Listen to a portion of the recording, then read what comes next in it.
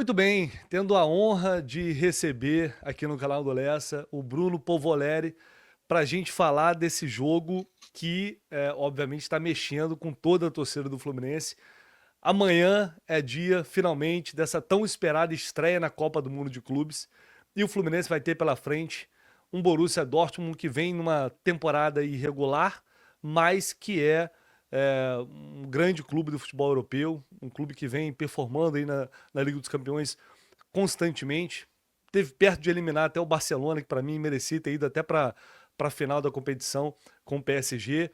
E a gente, obviamente, tá preocupado aqui, porque esse jogo pode ser um jogo chave para o Fluminense garantir uma vaga nas oitavas de final, dependendo do que acontecer nas outras duas partidas. E para isso eu convidei aqui o Bruno, porque o cara sabe absolutamente tudo de Borussia. Eu já acompanho Borussia desde lá 2010, 2011. Tem o perfil Muralha Amarela, que ele vai apresentar um pouquinho para vocês. E quem quiser deve seguir o Bruno lá, porque é conteúdo de qualidade. E a gente está falando aqui com um cara que assiste.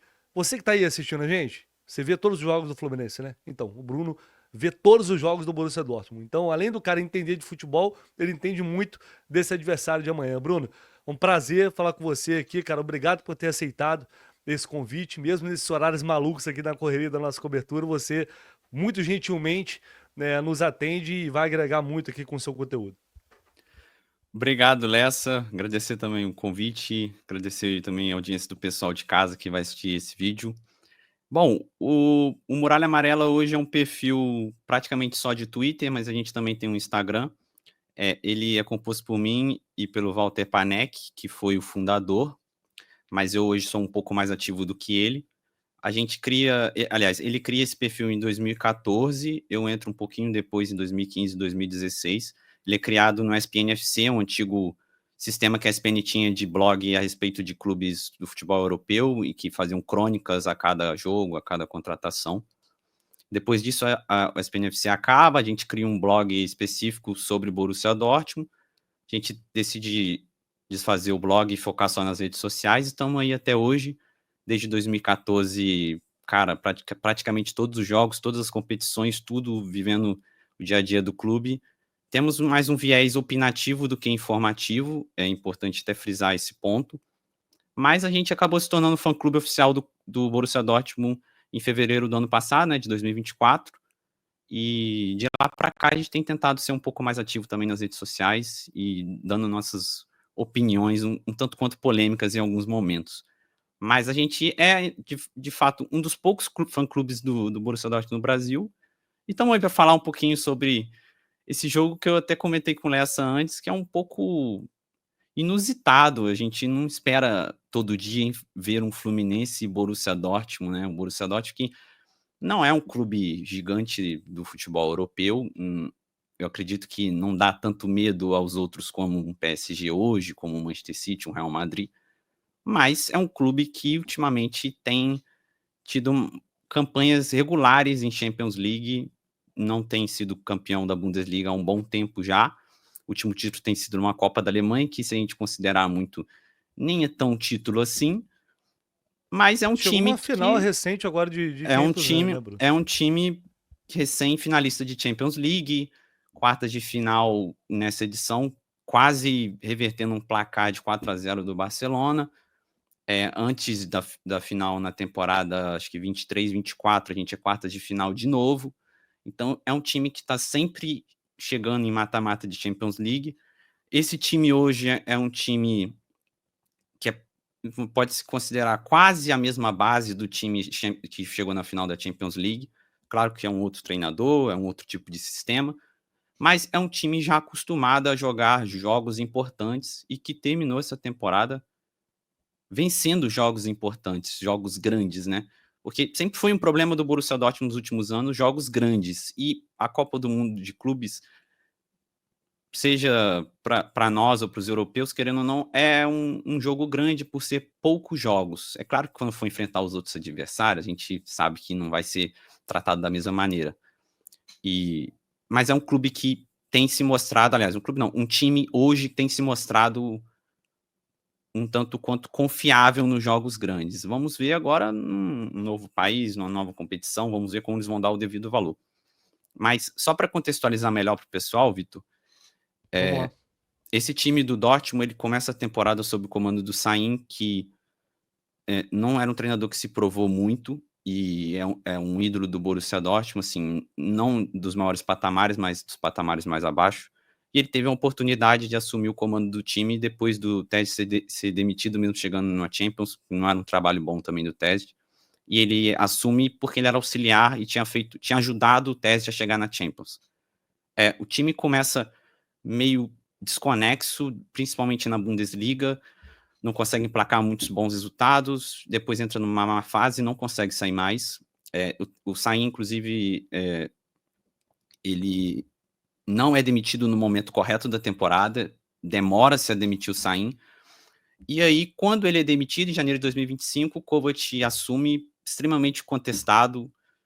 Acho que a cada 9 de 10 torcedores do Borussia não queriam o Kovac, não vinha de bons trabalhos, não teve um bom trabalho no Wolfsburg.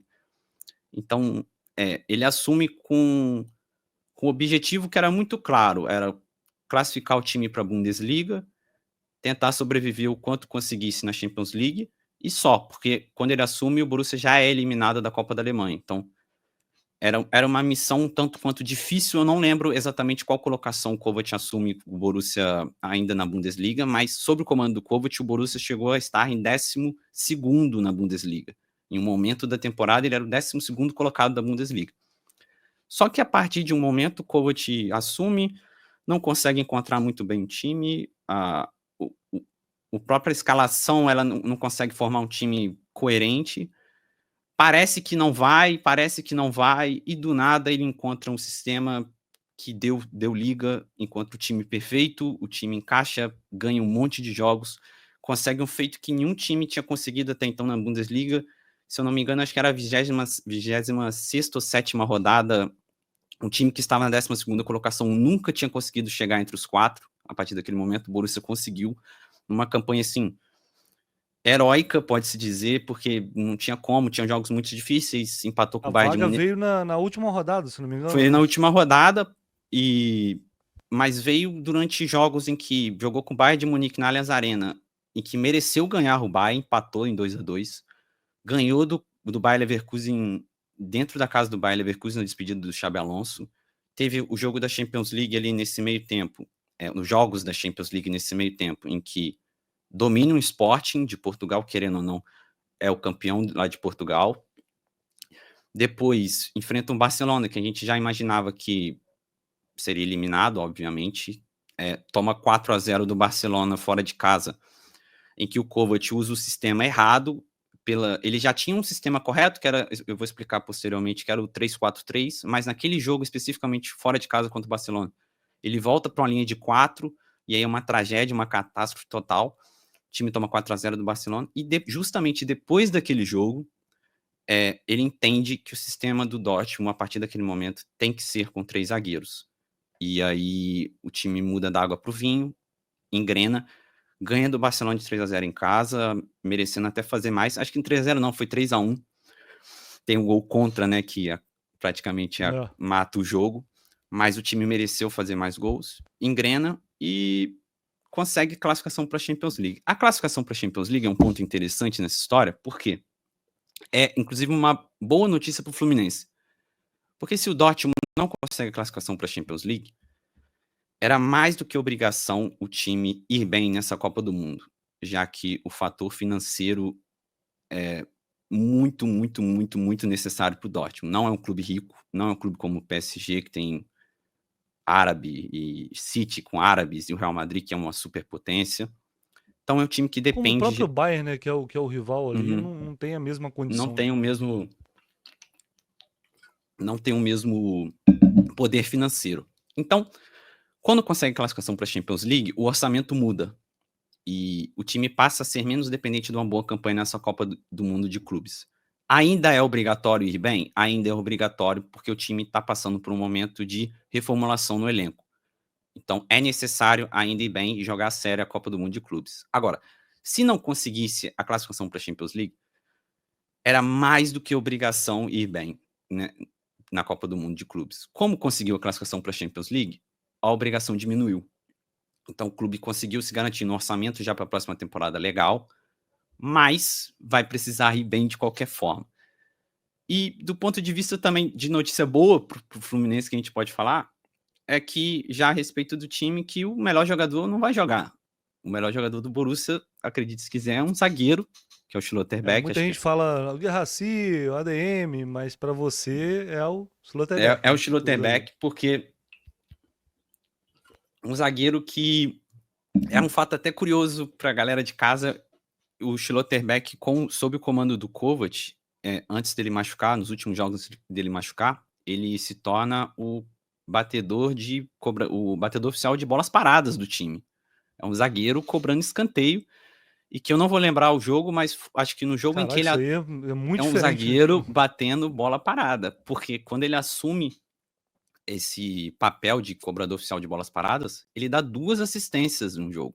Um zagueiro que bate 2 escanteios, saem 2 gols com passe dele. Então é um zagueiro, assim, muito, muito, muito acima dos demais, assim, é um jogador muito acima do restante do time, porque ele não só defende, ele arma o time inteiro, e principalmente no esquema atual do Kovac, em que os zagueiros têm um papel muito importante nessa armação do time. Então, não ter o Schlotterbeck é uma boa notícia para o Fluminense e uma má notícia para nós. Agora, para nós também já é uma boa notícia que o time se adaptou sem ele. O time conseguiu se encontrar de um jeito sem ele e diminuiu essa Schlotterbeck dependência. É até curioso falar, cara, um time dependente de um zagueiro, né? Não Não é é muito todo dia normal. que a gente vê. Então, Né? mas era o melhor jogador do time. A gente até conversou em off aqui, Lessa. Depois dele, eu até acredito que a gente vem numa ordem de Kobel, Guirassi, ADM ali, talvez, porque o ADM tem muitos altos e baixos. Ele teve uma consistência maior no final da temporada, mas teve muitas lesões e agora ele começa a ter mais. Ele chega a ficar mais próximo do teto que a gente imaginava ele alcançar, né, de jogador. Mas tirando eles, eu acho que o Guirassi e o Kobo ainda estão à frente de importância do time, na minha visão. Agora, a gente pode ter aí, eu diria que a torcida do Fluminense pode ter, além desses pontos que você destacou, uma má e uma boa notícia. Pelos números que eu vi aqui, você pode me corrigir. O Borussia, em 50 jogos na temporada, foram 26 vitórias, 8 empates e 16 derrotas. É um time que fez 106 gols, uma média de mais de 2 por jogo, ou seja, um time que faz muitos gols, que é muito forte na frente, mas que atrás, apesar desse jogador muito importante, que é o Schlotterbeck, é um time que levou 72 gols. Então, a média de mais de quase 1,5 praticamente, de média de gols sofrido por jogo. Se a gente for falar de pontos fortes e fracos aqui, e pelo que eu vi, pelo que eu estudei aqui, o lado esquerdo de defesa do Borussia sofre um pouco mais. É uma leitura correta?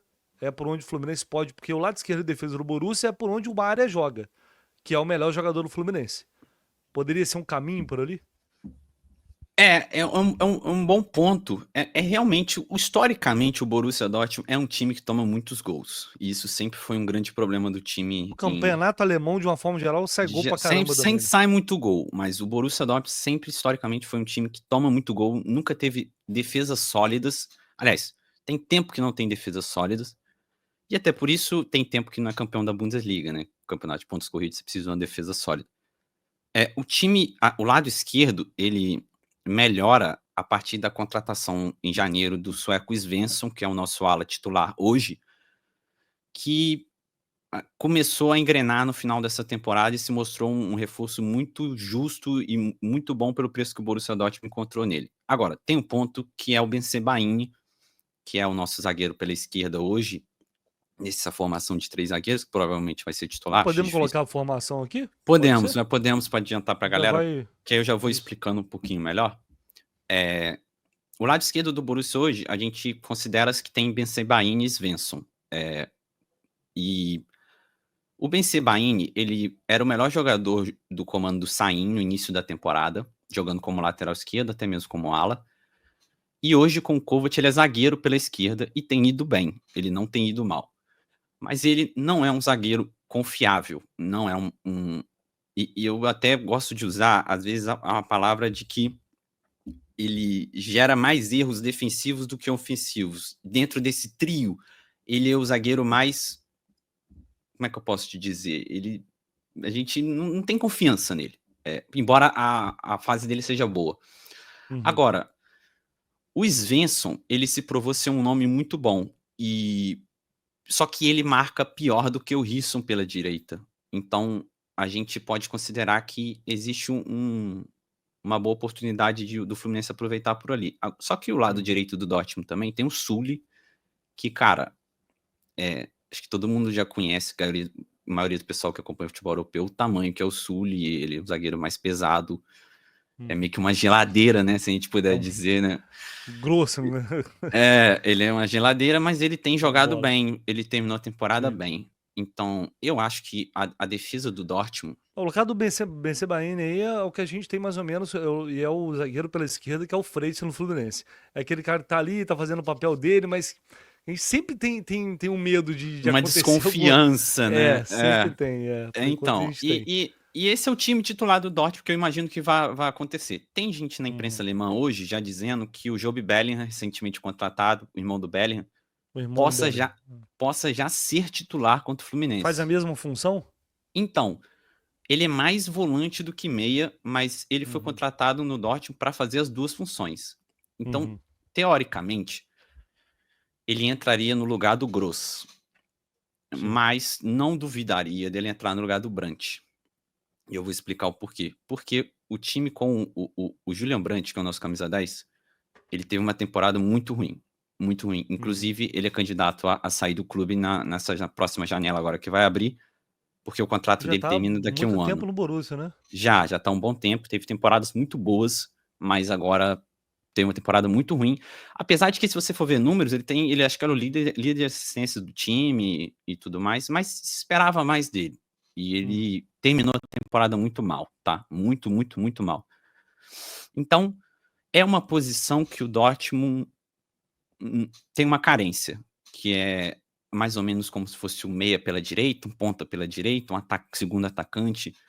E tem o Beyer, que jogava por ali, mas machucou e tá voltando agora. Então eu acho difícil ele já começar como titular no lugar do Brandt. De resto, eu acho que essa é a formação que vai iniciar o jogo. Risson, ala pela direita, Svensson pela esquerda, o meio Nimesh, Gross. Acho difícil ele mudar algo em relação a isso. Tem o Sabitzer, que pode jogar também, que é um bom jogador. Sim, bom jogador. Pode ser o Bellingham. Não vou me surpreender se entrar o Bellingham e Nimesh no lugar do Gross, mas eu acho que vai manter essa estrutura. No ataque, acho difícil mudar também. Esse foi o time que praticamente encerrou a temporada. A DM acho que é titular, incontestável, Guirassy também. O Brandt eu acho que é meio que um homem de confiança do Kovac, embora esteja mal. Então eu acho que esse é o time titular. E aí, se você puder passar, Ilés, eu vou Vamos lá explicar um para pouquinho para como funciona a esse time na movimentação fase defensiva. Se a gente defensiva. tá falando da Isso, defesa, né? Vamos falar da fase isso. defensiva. Né? O Dortmund, ele geralmente defende em 2 tipos de esquema. Ele alterna durante os jogos, isso é importante de dizer. Mas basicamente ele é um formato de 5-4-1, que o ADM fecha pela esquerda, o Brandt fecha pela direita, forma-se uma linha de 5 com os 2 alas baixando e Guirassy na frente, os 2 volantes. É o básico. Mas, se você puder passar, existe também essa variação que também acontece com frequência, que pelo Brandt ser um meia que já jogou de volante e Eu lembro do MC, Brandt mais de volante do que como um homem mais de frente. a melhor temporada dele na carreira com a camisa do Borussia Dortmund, acho que é 2020-21, sob o comando do Lucien Favre, ele joga de volante ao lado do Witzel. A dupla de volantes é essa. O Dortmund tem Hakimi pela ala, Guerreiro, Torgan Hazard, Sancho, é um time muito forte naquela época e que ele joga de volante muito bem. Então, nesse formato, a linha de 5 permanece, mas a gente tem 3 volantes, vamos dizer assim, né? 3 meias, e Guirassy e ADM na frente. Essa formação, ela ajuda muito um tipo de jogo que o Dortmund gosta muito, que é a transição em velocidade. E você permite o ADM ganhar campo e atacar as costas da defesa. O ADM, se tiver campo para correr, é um abraço. Assim, é um jogador muito difícil de ser marcado se tiver espaço para progredir e fazer o facão. É uma má notícia para o Fluminense se o Fluminense der esse tipo de espaço. O ideal, então, é o Fluminense não ceder esse tipo de Esse tipo de transição, né? transição, perder uma bola rápida, enfiar a bola para o ADM, é muito mortal. Ele terminou a temporada conseguindo. O grande problema dele era que ele tinha essas oportunidades e não conseguia fazer elas virarem gol. E terminou a temporada fazendo essas oportunidades virarem gol. Então, esse tipo de estrutura defensiva do Dortmund, ele privilegia o ADM podendo se movimentar como um segundo atacante, que é a melhor função dele. Ele é menos ponta e mais segundo atacante. Né? Aí, se E você são puder. 20, só aproveitando só para falar dos números da DM aqui, se tiver alguma coisa errada, você pode Uhum. me corrigir, tá? Porque eu fui pegando aqui, tá? Até já serve de material para o jogo, né? 25 jogos, 7 gols, 6 assistências, 13 participações em gol. É o que eu peguei aqui do ADM É na, que na se você for temporada. Então, considerar, são números relativamente baixos para um atacante que a não gente são tão altos, né? imagina top de linha. Mas o impacto Uhum. dele no jogo é maior do que os números, Sim, porque ele é mais ou sim, menos como se fosse o desafogo do time, sim. em Ele cria circunstâncias. situações, né? Isso. E em transição, o Sim. Dortmund, se você tiver que escolher, cara, qual o jogo preferido do Dortmund? É transição. Uhum. Acabou. Não é propor o jogo. Uhum. Claro que o time sabe jogar dessa maneira também. Sim. Mostrou E é um time que isso. tem uma capacidade, pelo que eu vi, eu peguei peguei 2 jogos aqui mais recentes. É um time que ele tem essa característica que chega com muita gente na frente, né? Ele chega com 4, 5 jogadores sempre, ele povoa muita área. Sim, é um time que, pô, você fala, não tem um primeiro volante clássico de marcação. O Grozen e Mesh não são dois volantes clássicos de marcação. Os dois zagueiros, tirando o Anton, o Sulio Messibain, têm liberdade para progredir com a bola. O Svensson e Risson, em alguns momentos, se você até passar aí, você vai ver que na fase ofensiva do Dortmund, em alguns momentos, quando ele tem a bola, o Risson e o Svensson viram pontas, e aí você tem Brandt e ADM atrás do Guirassy, Exato. podendo se movimentar como meias atacantes, e aí você tem o ADM mais próximo do Guirassy em alguns momentos, e o Brandt mais como meia, e aí você tem uma saída de 3-2, que é algo que o Dortmund utiliza muito. Então é um time que é mais ofensivo do que defensivo, se você for olhar assim as posições. É claro que, na minha preferência, por exemplo, o Risson é um lateral barra ala mais defensivo do que ofensivo. E nós, como brasileiros, a gente fala, tem o Ian Couto, né? O Ian Couto, que foi bem no Girona, não teve uma temporada boa pelo Dortmund, mas é mais adaptação, a gente sabe que é difícil chegar na Alemanha e tudo mais. Mas ele, para contextos em que o Dortmund vai precisar atacar mais do que defender, que talvez seja contra o Fluminense, a gente ainda É provável, né? Eu, é eu um tô ponto de imaginando isso. interrogação, né? É, Contra os outros adversários, eu tenho certeza que isso vai acontecer. Agora, contra o Fluminense, eu ainda tenho minhas dúvidas se vai ser né? aquele ataque contra, sabe, aquele ataque contra a Uhum. defesa É porque em a gente que imaginava isso em alguns jogos do Fluminense recentes aí e não foi bem e assim, não não. O foi bem Fluminense. assim. Então, o Ian Couto, para esse tipo de jogo, ele é melhor do que o Risson. Ele jogou muito bem contra o Barcelona, por exemplo, na volta no 3-0. Ele foi um dos melhores em campo.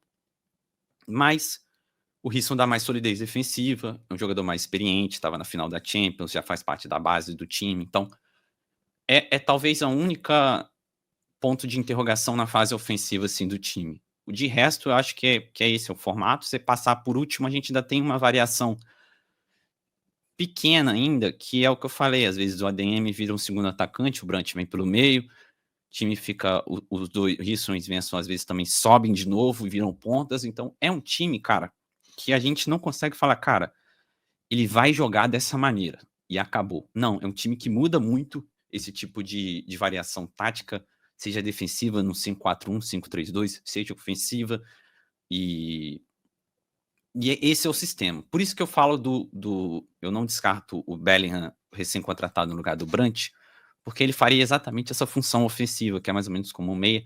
E o estilo de jogo dele com o Bellingham cara, é muito parecido. Se ele jogar, vocês vão ver que o gesto corporal é tudo muito parecido. Ele é mais volante do que meia, como eu falei anteriormente, mas é muito parecido, é assustadoramente parecido. É, E esse é o nosso grande ponto de interrogação hoje, porque a gente ainda não viu ele jogar com a camisa do sim. Dortmund. Ele teve poucos treinos, ele foi contratado a peso de ouro, assim. O Dortmund não é um time que pagou mais de 30 milhões de euros em um jogador, já é peso de Uhum. ouro para nós.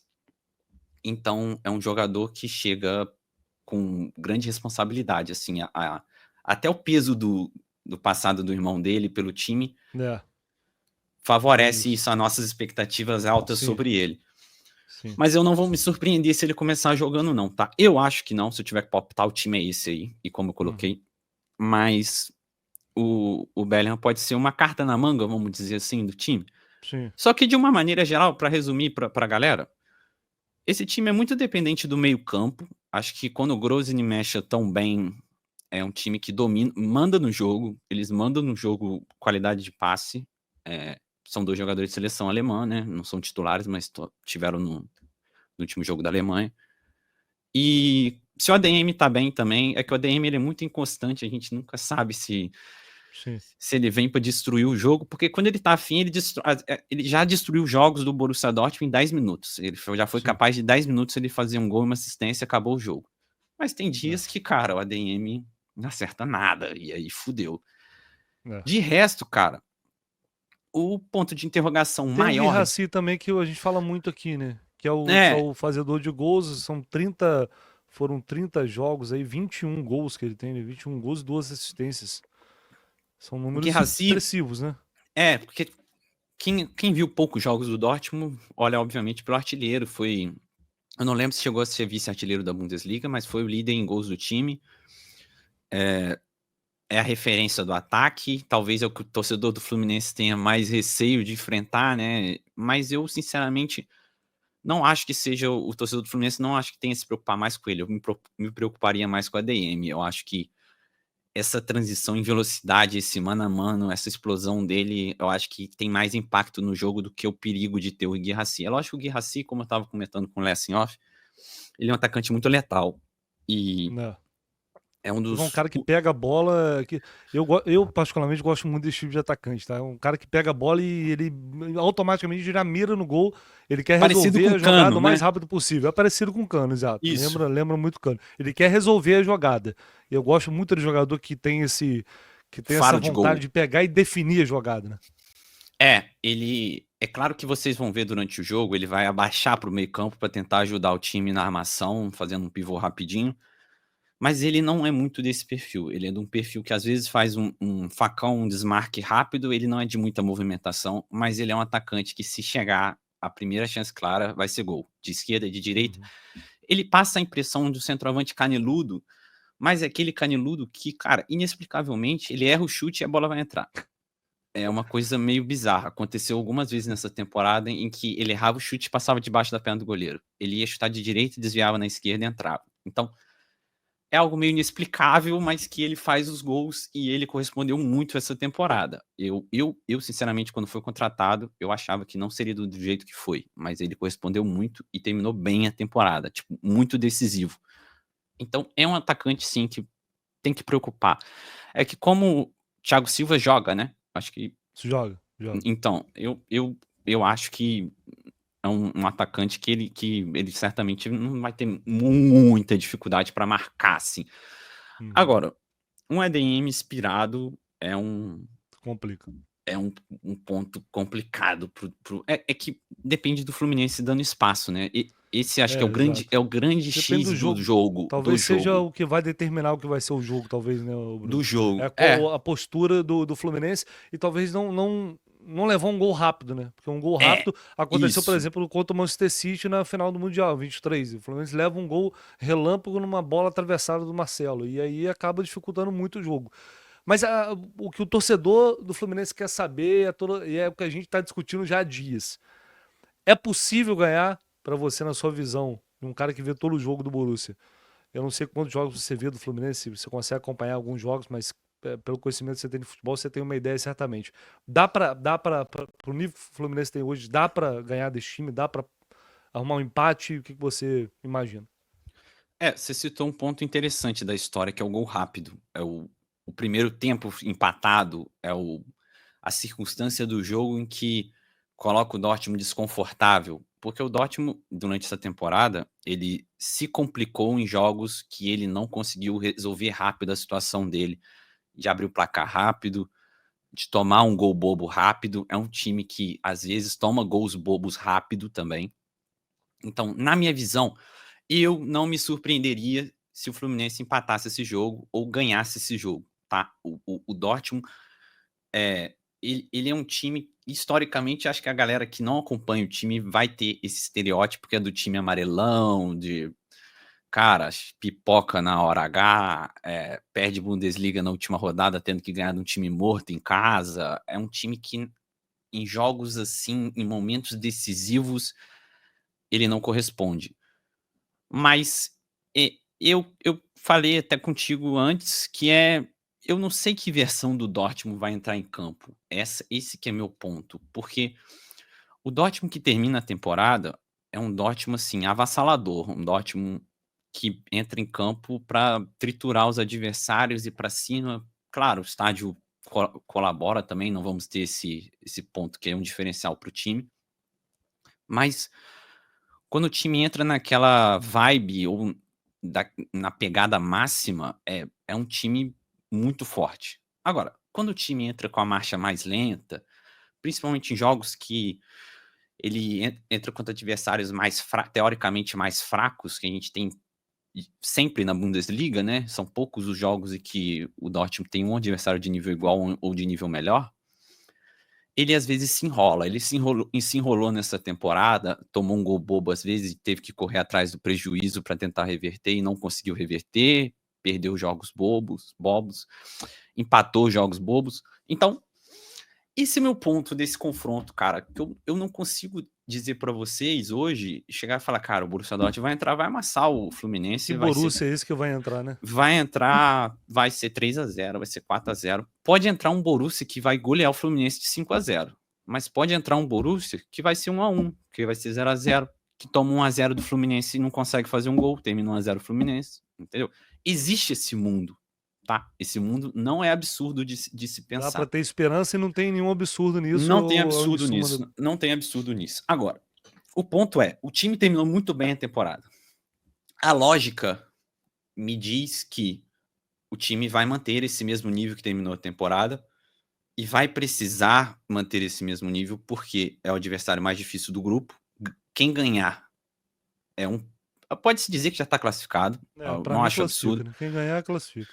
Quem ganhar, classifica. Então, o time resolver rápido a situação ganhando do Fluminense na visão do Dortmund, ele já resolve rápido a situação, pode poupar na terceira rodada, já ganha mais respiro. O Kovac tem falado isso, claramente essa é a ideia. Já ganha um respiro, ganha, já resolve a situação, já tira a pressão de estreia e resolve o grupo. Então, na minha visão, o time vai entrar 100%, vai entrar para jogar, para amassar, para ganhar. Então, por isso eu acho que talvez seja difícil do Fluminense vencer.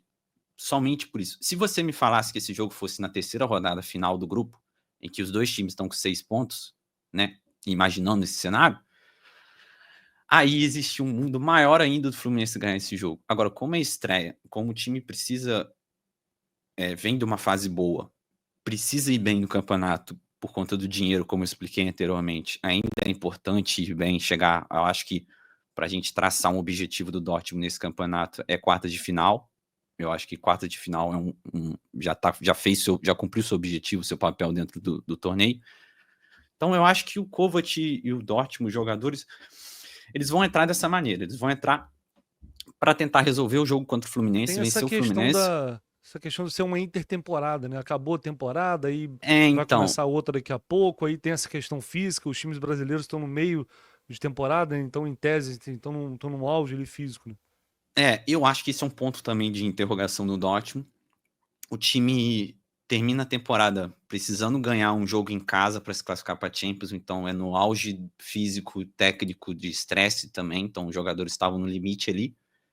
Depois ganha um tempo de descanso e vem para disputar esse campeonato, cara, que passa muito uma vibe de férias para os times europeus, sabe? Parece que eles estão em pré-temporada, eles estão num ritmo mais devagar. Então, se o Dortmund entrar nesse ritmo de pré-temporada, mais devagar, achando que vai ganhar o jogo a qualquer momento, como aconteceu durante essa temporada, o Fluminense fechadinho, não é absurdo numa bola o Fluminense fazer 1-0 e o jogo ou morrer 1-0 ou morrer 1-1, algo relacionado a isso. Existe esse cenário, tá? Não é absurdo vocês pensarem nisso. Não é a sua torcida, mas é a nossa torcida aqui. O Borussia que o Borussia venha num clima aí de pré-temporada mesmo, porque a gente sabe que, assim, o abismo financeiro, e o Borussia não é dos mais ricos da Europa, longe disso, mas ainda assim o abismo financeiro é muito grande. O investimento, a qualidade do elenco de uma forma geral, eu acho que é uma realidade que não dá muito para contestar e é uma realidade, inclusive, em relação aos melhores elencos do futebol brasileiro, né? Não só do Fluminense. Mas, enfim, de qualquer forma, acho que vai ser muito interessante, vai ser muito diferente a gente observar isso. E eu venho dizendo que o Fluminense tem condições de competir nesse jogo. O que vai fazer, se vai ganhar ou perder, depende muito da postura do próprio Fluminense, depende de como, isso tudo que você falou, de como o Borussia vai encarar essa partida, mas eu realmente acho que a gente pode ter um jogo interessante, né? Porque o time do Fluminense é um time que ataca também, é um time que não só se defende, que tem jogadores com essa vocação, então eu espero um jogo interessante taticamente, tecnicamente, tomara que a gente tenha isso aqui no MetLife Stadium. Bruno, você pode, obviamente, se faltou alguma coisa para você acrescentar, você pode acrescentar, mas já te agradecendo aqui a sua participação. Pessoal, que, por favor, quem puder seguir o Muralha Amarela lá no Twitter, siga lá, dê uma moral pro Bruno, porque ele faz o trabalho já de anos, né, de agora, né, já de muito tempo. É um conteúdo de muita qualidade. Então, quem puder chegar lá, provem que vocês são uma audiência engajada, como eu sei que vocês são, e cheguem junto lá no Muralha Amarela, principalmente a galera que era do Twitter, né, Bruno? Obrigado. De novo, obrigado pelo convite. Eu acho que vai ser um jogo, como eu falei no início, muito curioso e tô ansioso para assistir do ponto de vista tático de como que o Dortmund vai se comportar. Eu, sinceramente, já vi esse time de diversos jeitos e maneiras contra adversários mais aleatórios possíveis e o time chegar fazendo 7-1 no Celtic e chegar contra o Fluminense e perder.